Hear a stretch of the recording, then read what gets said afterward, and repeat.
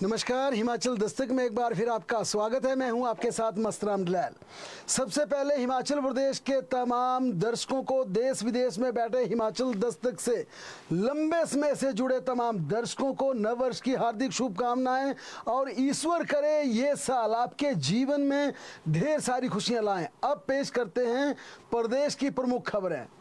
नए साल के पहले ही दिन मुख्यमंत्री सुखविंदर सिंह सुक्खू ने प्रेस कॉन्फ्रेंस बुला ली। हालांकि न्यू ईयर पर मुख्यमंत्री हर साल यानी तीसरा साल है उनका बतौर मुख्यमंत्री, वे मीडिया से मिलते हैं, लेकिन आज बाकायदा कॉल किया गया प्रेस कॉन्फ्रेंस का। और इस प्रेस कॉन्फ्रेंस में मुख्यमंत्री ने बड़े स्तर पर ये मैसेज देने का प्रयास किया कि हिमाचल प्रदेश में किस प्रकार से अर्थव्यवस्था को पटरी पर लाया जा रहा है और किस प्रकार से हिमाचल प्रदेश की सरकार कड़क फैसले लेकर प्रदेश की अर्थव्यवस्था को मजबूत करना चाहती है। सीएम ने इसी कड़ी में कहा कि हमने कई ऐसे बड़े फैसले मंत्रिमंडल में लिए हैं जो प्रदेश की अर्थव्यवस्था को मजबूत करने का साफ इशारा कर रहे हैं। उन्होंने कहा, क्या हिमाचल प्रदेश में साधन संपन्न लोगों को सब्सिडी की जरूरत है?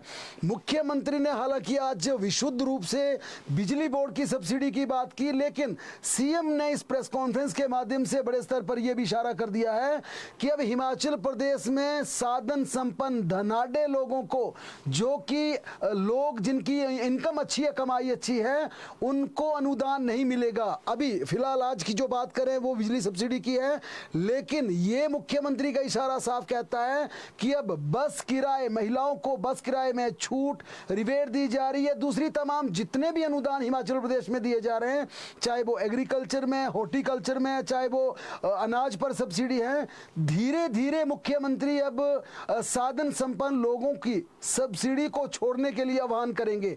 और आज मुख्यमंत्री ने यह बड़ा ऐलान खुद से किया। उन्होंने कहा कि कैबिनेट में एक फैसला लिया गया था कि हिमाचल प्रदेश में करदाताओं की सब्सिडी को बंद कर दिया जाएगा। सीएम ने कहा कि ये फैसला नहीं हुआ था, इसकी नोटिफिकेशन नहीं हुई थी, ये चर्चा थी, लेकिन हम आगे बढ़ रहे हैं। और उन्होंने कहा कि चूंकि मैं प्रदेश का मुख्यमंत्री हूं और जब बिजली बोर्ड से मैंने देखा कि बिजली बोर्ड को 200 करोड़ रुपए का सब्सिडी का नुकसान हो रहा है, इसे कैसे पूरा किया जाए, तो मुख्यमंत्री ने कहा कि हम हकीकत में ये देखना चाहते थे कि सब्सिडी का प्रारूप क्या है। उन्होंने कहा, सबसे पहले मैंने ये पता करने का प्रयास किया कि मेरे अपने नाम पर कितने बिजली के मीटर लगे हैं। मुख्यमंत्री ने कहा, यह चौंकाने वाला आंकड़ा था कि 5 बिजली के मीटर मेरे अपने नाम से लगे थे और मैं 5 मीटर पर 125 यूनिट बिजली की सब्सिडी ले रहा था। मुख्यमंत्री ने कहा कि एक मुख्यमंत्री जो कि साधन संपन्न है, उसे सब्सिडी की क्या जरूरत है।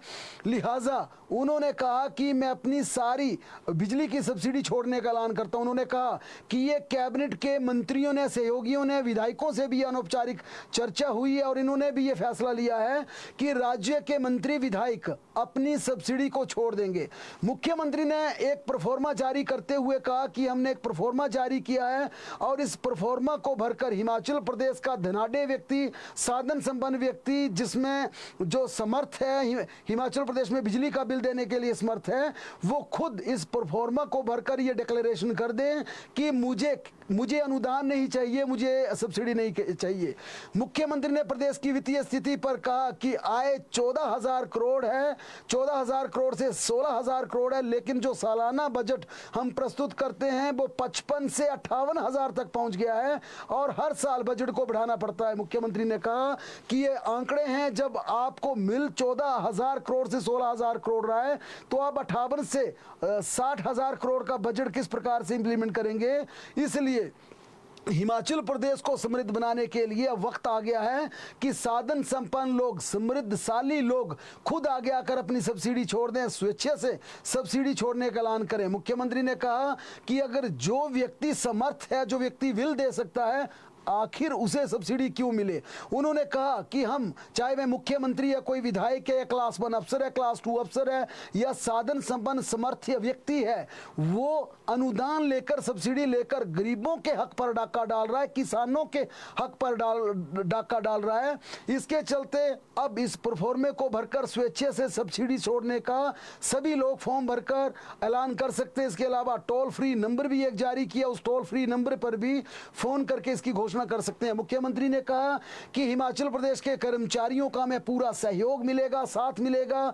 उन्होंने ये कहा कि हमारे ऊपर जितनी भी यहाँ पर आर्थिक संकट आए थे, हमने उसको पार पाया, हमने अर्थव्यवस्था को पटरी पर लाया, हम कर्मचारियों की तमाम देनदारियां भी देंगे। जाहिर तौर पर मुख्यमंत्री ने हल्का सा इशारा इसलिए किया क्योंकि अब हिमाचल प्रदेश के कर्मचारी, हिमाचल प्रदेश के तमाम पेंशनर्स ये डिमांड कर रहे हैं कि उन्हें पेंशन और वेतन के साथ उन्हें डीए और एरियर भी दिया जाए। और ये बात अब इसलिए उठने लगी है क्योंकि अब 26 जनवरी और 25 जनवरी ये दो बड़े दिन आने वाले हैं। 25 जनवरी को स्टेटहुड होगा, 25 जनवरी को हिमाचल प्रदेश का एक बड़ा जश्न होता है, 26 जनवरी को रिपब्लिक डे होता है और खासकर 25 जनवरी के दिन हिमाचल प्रदेश में बड़ी अनाउंसमेंट की जाती है।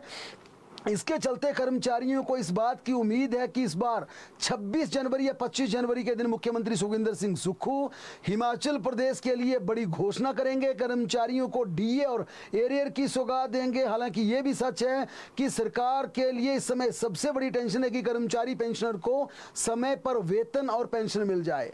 उधर हिमाचल प्रदेश लोक प्रशासन संस्थान हिप्पा का नाम पूर्व प्रधानमंत्री स्वर्गीय डॉक्टर मनमोहन सिंह के नाम पर होगा। हिप्पा के फाउंडेशन डे पर पहुंचे मुख्यमंत्री सुखविंदर सिंह सुक्खू ने अपने संबोधन के दौरान इसकी घोषणा की। उन्होंने हिप्पा में पूर्व प्रधानमंत्री डॉक्टर मनमोहन सिंह को श्रद्धांजलि अर्पित की और कहा कि उनकी दूरदर्शी नीतियों के कारण देश के लोग आत्मसम्मान के साथ खड़े हैं और हिमाचल प्रदेश के विकास में उनका विशेष योगदान है। मुख्यमंत्री ने कहा कि उनके प्रयासों से हिमाचल प्रदेश में अनेकों बड़े संस्थान खुले जिनका लाभ आज प्रदेश के लोगों को मिल रहा। उन्होंने हिप्पा में स्पेशल एजुकेटर की 3 जनवरी तक चलने वाली प्रशिक्षण कार्यक्रम का शुभारंभ किया जिसमें 80 टीचर्स भाग ले रहे हैं। उन्होंने कहा कि शिक्षकों को न्यू एज टेक्नोलॉजी से विशेष बच्चों को पढ़ाने का प्रशिक्षण प्राप्त होगा जिससे दृष्टि बाधित बच्चों को लाभ मिलेगा। मुख्यमंत्री सुखविंदर सिंह सुक्खू ने आज कैंसर रोगियों व अस्पताल जाने में असमर्थ लोगों के लिए चिकित्सा पेशेवरों की एक समर्पित टीम और वाहन को भी रवाना किया। इस टीम में उपशामक देखभाल व प्रशिक्षित एक चिकित्सक, एक समाजशास्त्री तथा नर्स शामिल हैं जो आईजीएमसी शिमला में रेडियोथेरेपी एवं ऑन्कोलॉजी विभाग के अंतर्गत रोगियों को स्वास्थ्य की देखभाल करेंगे। शुरुआत में यह सेवा आईजीएमसी शिमला के 40 किलोमीटर के दायरे में रहने वाले मरीजों को प्रदान की जाएगी और आने वाले वक्त में इसे एक्सटेंड भी किया जाएगा। एजुकेशन डिपार्टमेंट में डिप्टी डायरेक्टर की प्रमोशन के बाद अब सरकारी स्कूलों में 500 के करीब ऐसे अध्यापकों को प्रिंसिपल पद पर पदोन्नति का तोहफा मिलेगा जो लंबे समय से इंतजार में बैठे हैं। लेक्चरर हेडमास्टर की एसीआर को अंतिम प्रारूप देने के साफ निर्देश जारी कर दिए हैं। ये पदोन्नति प्लेसमेंट के आधार पर होगी। जाहिर तौर पर 2016 के बाद प्लेसमेंट पर चल रहे प्रिंसिपल्स अब रेगुलर प्रिंसिपल्स की भी डिमांड कर रहे हैं कि अब आगे जब भी प्रमोशन हो रेगुलर की जाए। लेकिन एक पेंच यहां पर जरूर है, लेकिन साफ तौर पर यह निर्देश जारी कर दिए कि नया साल अब शुरू हो गया है और 1 अप्रैल से हिमाचल प्रदेश में शैक्षणिक सत्र शुरू हो जाएगा। इसके चलते यह कहा है कि प्रमोशंस और ट्रांसफर्स, हम लगातार 3 दिन से यह बात करें कि प्रमोशंस और ट्रांसफर्स इन तमाम औपचारिकताओं को जनवरी, फरवरी, मार्च इस समय अवधि में पूरा कर लिया जाए, इसका प्रोसेस पूरा कर लिया जाए ताकि बीच सत्र में न किसी की पदोन्नति हो। और यह भी कहा गया कि जिनकी प्रमोशंस आगे चलकर ड्यू है, चाहे वो अप्रैल में होनी है, मई, जून, जुलाई, अगस्त, सितंबर, अक्टूबर, नवंबर, दिसंबर में होनी है, उनकी पदोन्नतियों की प्रक्रिया, चाहे वो एसीआर का मामला है, विजिलेंस क्लियरेंस का मामला है, डीपीसी का मामला है, उसे अभी पूरा कर लिया जाए और टेंटेटिव उनकी प्लेसमेंट को लेकर भी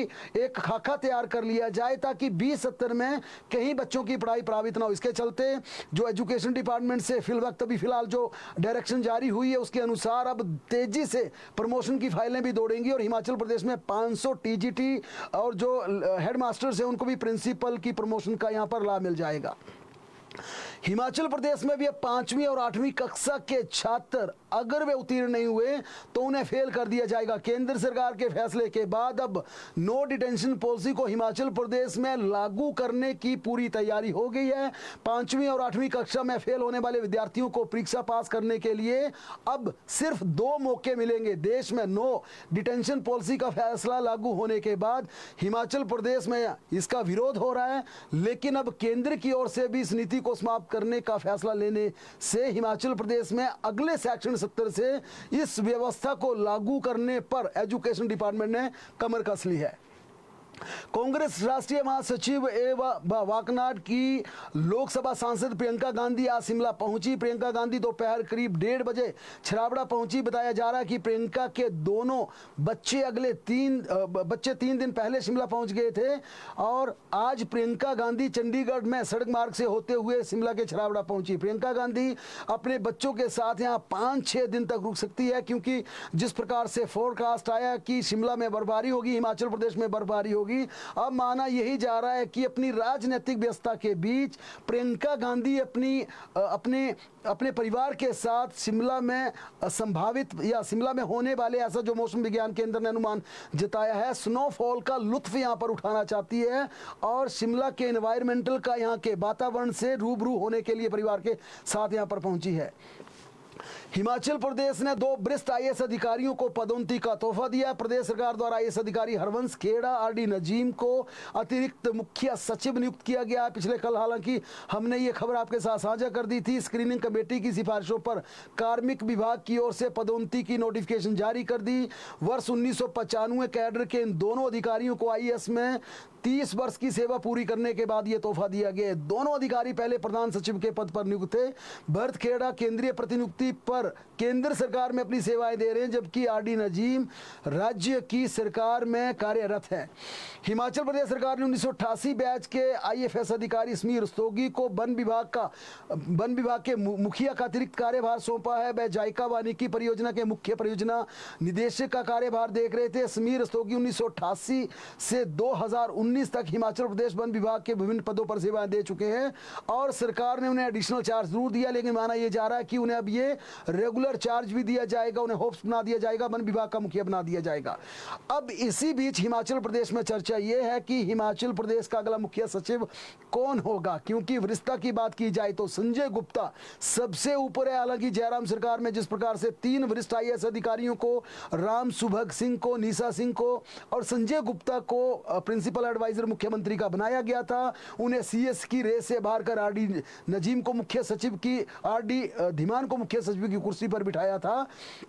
चूंकि सुक्खू सरकार को माना जाता है, खासकर मुख्यमंत्री सुखविंदर सिंह सुक्खू को माना जाता है कि वो चौंकाने वाले फैसले करते हैं और उनके फैसलों का किसी को पता नहीं होता। इसके चलते अब चर्चा क्या संजय गुप्ता हिमाचल सरकार के नए मुख्य सचिव बनेंगे या वरिष्ठता में सबसे ऊपर चल रहे कमलेश पंत को मुख्य सचिव की कुर्सी पर बिठाया जाएगा। तीसरा नाम जो कि हिमाचली रूट्स हैं, हिमाचली चेहरा हैं और ईमानदार छवि के लिए जाने जाते हैं, ओंकार शर्मा, उनका नाम भी चीफ सेक्रेटरी की रेस में है। यानी कि इन 3 अधिकारियों के नाम इस समय चर्चा में है, संजय गुप्ता, कमलेश कुमार पंत, ओंकार शर्मा या फिर केंद्रीय प्रतिनियुक्ति पर चल रही अनुराधा ठाकुर को हिमाचल प्रदेश बुलाकर चीफ सेक्रेटरी की कुर्सी पर बिठाया जाएगा। ये काफी रोचक सवाल बन चुका है और इस सवाल का जवाब टिटोलने के लिए कई मुख्यमंत्री के जो तमाम उनके सिपासलार हैं, उनके नजदीकी हैं, उनके कोर ग्रुप के नेता लोग हैं, वह भी मुख्यमंत्री की नब्ज को टिटोलने का प्रयास कर रहे हैं, लेकिन सीएम ने अभी तक अपने पत्ते नहीं खोले हैं। आमतौर पर माना जाता है कि सीएम जब बड़ी पोस्टिंग किसी को बड़े पद पर बिठाते हैं तो 1 घंटा पहले इसका फैसला करते हैं। इधर राज्य चयन आयोग में one time registration OTR system लागू होगा। ऐसे में अभ्यर्थियों को बार बार अपने प्रमाण पत्रों को आयोग की वेबसाइट पर अपलोड नहीं करना पड़ेगा। आवेदन के दौरान प्रमाण पत्र अपलोड करने की औपचारिकताओं को पूरा किए जाने पर आवेदन को पूर्ण माना जाता है। जरूरी दिए गए कॉलम को भरकर न्यूनतम योग्यता के प्रमाण पत्रों को अपलोड करना अनिवार्य होगा। ये प्रमाण पत्र एक डिजिटल लॉकर की तरह OTR में सुरक्षित रहेंगे। फॉर्म भरने के दौरान OTR में सुरक्षित प्रमाण पत्रों की श्रेणी भरनी होगी। राज्य चयन आयोग ने सिस्टम का खाका तैयार कर लिया है। नए साल के पहले ही दिन एक राहत भरी खबर सामने आई है। इस साल LPG सिलेंडर के दाम में कमी दर्ज हुई है। कटौती पिछले साल जुलाई के बाद पहली बार हुई है और ये बदलाव 19 किलो वाले कमर्शियल गैस सिलेंडर के दाम में किया गया है। तेल मार्केटिंग कंपनियों ने कमर्शियल गैस सिलेंडर की कीमतों में 14 रुपये 50 पैसे से लेकर 16 रुपये तक की कमी की है। हालांकि घरेलू LPG सिलेंडर के दाम में कोई बदलाव नहीं किया गया है। बनीखेत में होटल मैनेजर की हत्या पर साल के पहले ही दिन तनाव का माहौल बन गया। नव वर्ष की पूर्व संध्या पर डलहौजी के साथ लगते बनीखेत स्थित नेचर वैली होटल में रात 2 बजे पहुंची पुलिस की टीम पर उसकी कार्यप्रणाली पर जबरदस्त सवाल खड़े हुए और इस पूरे मामले में राज्य सरकार की भी फजीहत हुई। पुलिस विभाग जो कि लंबे समय से जिसकी कार्यप्रणाली पर सवाल उठ रहे हैं, आज बनीखेत की घटना ने पूरे प्रदेश को झकझोर कर रख दिया। आम जनता ने जीएम जो कि जनरल मैनेजर होटल के थे उनके हथियारे पुलिस के कर्मचारियों को बताया, क्योंकि यहां पर आरोप है कि होटल में झगड़ा होने के बाद होटल में कार्यरत जीएम राजेंद्र की धक्का देकर कथित रूप से हत्या कर दी गई, जबकि फ्रंट ऑफिस पर तैनात सचिन को धक्का मारकर गंभीर घायल कर दिया गया, जो कि पठानकोट के अस्पताल में उपचाराधीन है और इस समय जिंदगी और मौत की जंग लड़ रहे हैं। मामले में पुलिस ने उचित कार्रवाई किए जाने का आश्वासन देते हुए गुस्साए लोगों को शांत करने का प्रयास जरूर किया, लेकिन आज पूरे दिन तनाव का माहौल बना रहा। बनीखेत चौक पर चक्का जाम किया गया, हाईवे को बंद कर दिया गया, नारेबाजी की गई और धीरे धीरे स्थिति बिगड़ती गई, क्योंकि पुलिस ने पहले हल्के में मामले को लिया। पुलिस इस मामले को रफा दफा करने के प्रयास में थी कि धक्का मुक्की में जान चली गई, ये हत्या का मामला नहीं है, ये तो वहां पर एक जो धक्का मुक्की हुई इसमें कोई आदमी नीचे गिर गया। लेकिन जनता साफ कह रही है कि रात को 2 बजे पुलिस होटल में क्यों गई, पुलिस को किसकी शिकायत थी, किसकी शिकायत पर पुलिस वहां पर गई। इस पूरे मामले पर मौके पर पहुंचे एसपी चंबा अभिषेक यादव ने स्थिति को संभाला। पुलिस ने मामले में कार्रवाई करते हुए आरोपी 2 पुलिस कांस्टेबल को गिरफ्तार कर लिया है, एफआईआर भी दर्ज कर ली है। मौके पर पहुंचे एसपी अभिषेक यादव ने लोगों से अपील की, उन्हें कहा कि हम निष्पक्ष जांच करेंगे, एसआईटी का गठन करेंगे, आरोपियों को हवालात भेजेंगे और इन 2 पुलिस जवानों के अलावा अगर और भी पुलिसकर्मी इसमें इन्वॉल्व होंगे उनके खिलाफ भी हम कार्रवाई करेंगे, उन्हें भी हवालात भेजेंगे। इसके बाद जनता शांत हुई, लेकिन इस पूरे मामले पर एसआईटी जरूर गठित कर दी, लेकिन पूरे मामले पर पुलिस की कार्यप्रणाली पर जबरदस्त सवाल उठे। लोगों ने नाराजगी जाहिर की, लोग गुस्साए थे, लोगों की आंखों में गुस्सा था कि भक्षक बन गई रक्षक। यहाँ पर जो रक्षा करने वाले पुलिस कर्मचारी हैं वो भक्षक कैसे बन सकते हैं, इसलिए यह चक्का जाम किया गया। प्रदर्शन के दौरान चक्का जाम के वक्त बड़ी संख्या में महिलाएं मौजूद थी, उन्होंने भी नाराजगी जाहिर की। और इस पूरे मामले की बात की जाए तो बीती रात पुलिस के 3 कांस्टेबल बलहून कैंट के पास ड्यूटी दे रहे थे। रात 2 बजे ड्यूटी खत्म करने के बाद तीनों पुलिस के constable nature valley hotel Banikhet में डिनर करने के लिए पहुंच जाते हैं। ये आरोप है, ये लोगों ने, स्थानीय पब्लिक ने ये एलिगेशन लगाए हैं कि तीनों कांस्टेबल उस होटल में डिनर करने के लिए गए, अपने ठाठ बाट करवाना चाहते थे, अपनी पूरी आदर खातिर करवाना चाहते थे, और जब उन्हें उनकी डिमांड के अनुसार उनकी खातिरदारी नहीं हुई तो पुलिस कांस्टेबल ने वहां पर धक्का मारकर जीएम को नीचे गिरा दिया, जिसमें जीएम की मौके पर मौत हो गई क्योंकि हेड इंजरी हुई थी, जबकि दूसरा सचिन लड़का वहां पर था वो गंभीर चोटिल हो गया। इस पूरे मामले में जो प्रत्यक्षदर्शियों ने आरोप लगाए उनका कहना है कि राजेंद्र मल्होत्रा जो था वो पुलिस को वहां पर समझाने का प्रयास कर रहे थे, जो कि डलहौजी के रहने वाले थे। उन्होंने पार्किंग एरिया से लेकर होटल के भीतर तक पूरी तरह से पुलिस को समझाने का प्रयास किया। लेकिन इस पूरे मामले में, हालांकि अब इन्वेस्टिगेशन का मामला है, जांच में पता चलेगा कौन सच कौन गलत बोल रहा है, क्या पुलिस कर्मचारी वाकई ही हत्या के आरोपी हैं या इस मामले में वह फंस गए हैं, वह कसूरवार नहीं है, ये आगे चलकर इन्वेस्टिगेशन का मामला होगा। लेकिन जो सवाल पुलिस को, जो सवाल खाकी पर उठ रहे समय, वो बड़ा सवाल, सबसे पहला सवाल ये है, रात के 2 बजे पुलिस कर्मचारी, पुलिस कांस्टेबल, पुलिस के 3 जवान एक होटल में क्या करने जा रहे थे, एक निजी प्रीमिसिस में करने क्या जा रहे थे। अगर उन्हें कंप्लेंट थी तो क्या कोई रजिस्टर्ड कंप्लेंट थी, कोई रिटन कंप्लेंट थी? अगर उन्हें कोई सूचना मिली थी तो क्या इन पुलिस के तीनों जवानों ने क्या रोज नामचे में रपट डाली थी? क्या उन्होंने अपने थाने में जो रजिस्टर होता, क्योंकि कानून क्या कहता है, आप वर्दी का रौब जितना मर्जी दिखा लो, लेकिन कानून क्या कहता है, किसी भी पुलिस कर्मचारी को कार्रवाई करने से पहले, कहीं भी जाने से पहले रोज नामचे में रपट डालनी पड़ती है कि इस तरह की सूचना मिली है, इस सूचना के लिए वहां पर जा रहे हैं। क्या वहां पर रोज नामचे में रपट थी? क्या कोई इनपुट आया था, उसका एविडेंस है? क्या रिटन कंप्लेंट थी? अगर कंप्लेंट थी तो पुलिस के तीनों जवानों ने उस पर कार्रवाई क्यों नहीं की? वहां पुलिस के ही जवान रात के 2 बजे धक्का मुक्की करने क्यों लग पड़े? होटल के कर्मचारियों से उलझने क्यों लग पड़े? वहां पर आखिर ऐसी क्या नौबत आ गई कि पार्किंग एरिया से लेकर होटल के रेस्टोरेंट से लेकर पार्किंग तक गुत्थमगुत्था होना पड़ा, बाहर तक आना पड़ा और नौबत धक्के तक आ गई। और इस धक्के में क्या पुलिस का कांस्टेबल भी कोई वहां गिरा? हालांकि गिरना कोई भी नहीं चाहिए था, जो गिरे वो भी नहीं गिरने चाहिए थे, लेकिन इसमें होटल के जीएम और दूसरा सचिन लड़का वही क्यों गिरे? क्या कोई पुलिस का कर्मचारी भी इंजर्ड हुआ? यह साफ बताता है कि यहां पर पुलिस की कार्यप्रणाली पर क्वेश्चन जरूर उठा है, पुलिस की कार्यप्रणाली पर सवाल जरूर उठा है।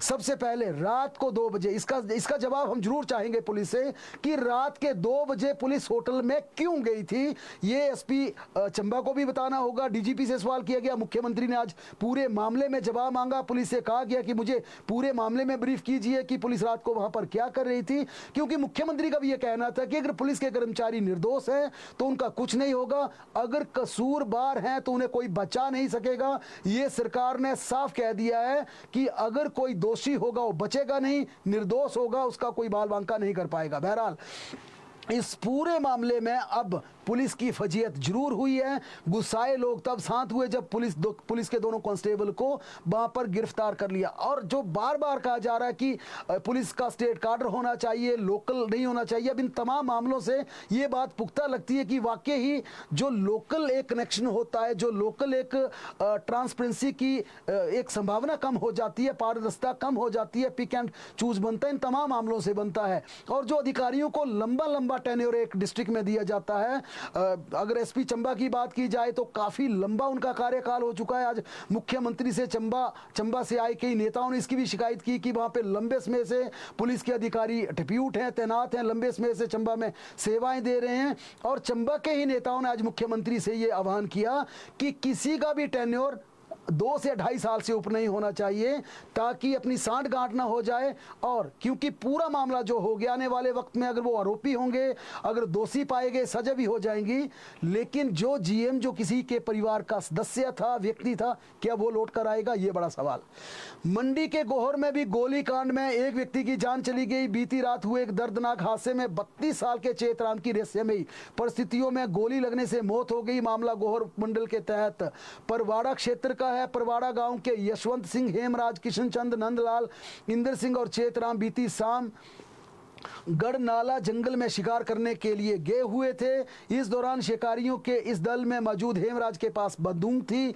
जंगल में शिकार न मिलने पर सभी जब वापस घर लौट रहे थे तो अचानक से हेमराज का पैर फिसला और वह नीचे जा गिरा। इससे बंदूक भी जमीन पर जा गिरी, उससे गोली चल गई।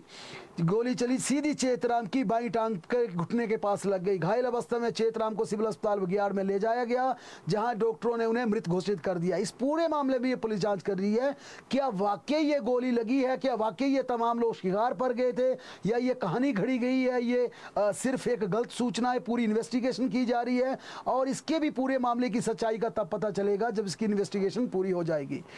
सोलन जिला में भी एक दिल दहला देने वाली घटना सामने आई। एक भांजे ने अपने सगे मामा को स्कूल के भीतर घुसकर उसकी तेज हथियारों से हत्या कर दी।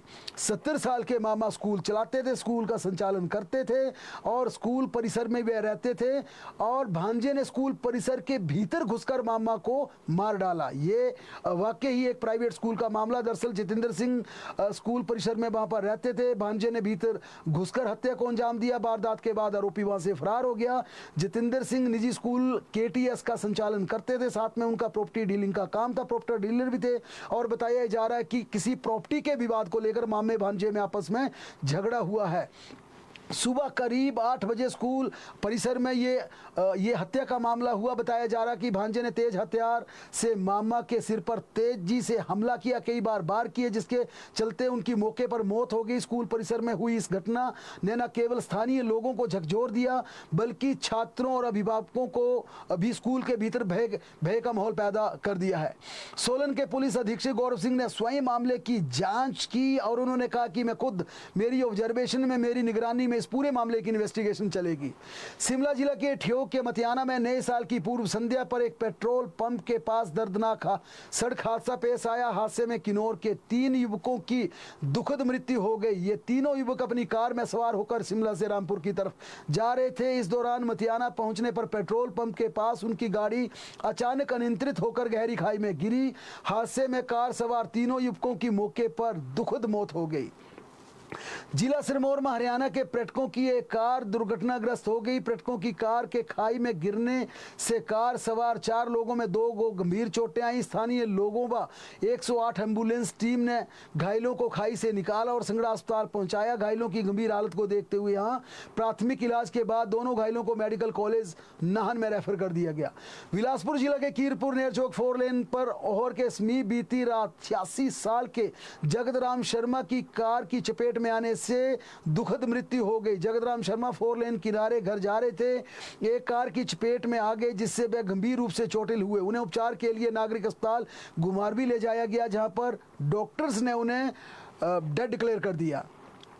हिमाचल प्रदेश में कल से मौसम का मिजाज बदलेगा और कल किन्नौर, लाहौल स्पीति, कुल्लू की चोटियों पर हिमपात होने की संभावना है। मौसम विज्ञान केंद्र की तरफ से यह फोरकास्ट जारी किया गया है, लेकिन बड़ी जो सूचना है, बड़ा जो अपडेट है वो 4 जनवरी को है, क्योंकि कहा गया है 4 जनवरी को हिमाचल प्रदेश में भारी बारिश और बर्फबारी होगी।